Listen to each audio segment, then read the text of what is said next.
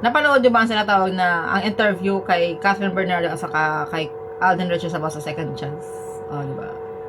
Ang ganda na pagkasagot ni Catherine Bernardo, talagang yung pinakadulo talagang sinabi niya na second chance is a gift and it's a choice.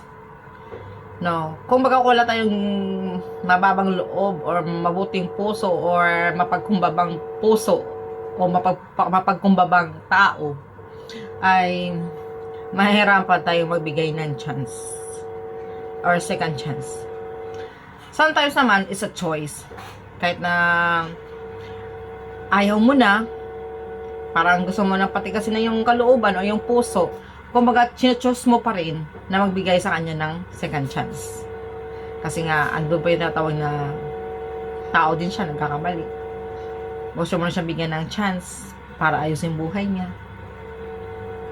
Pero ikaw nga, pag tayo ay binigyan ng second chance ng isang tao, ay bigyan din natin ng halaga yun.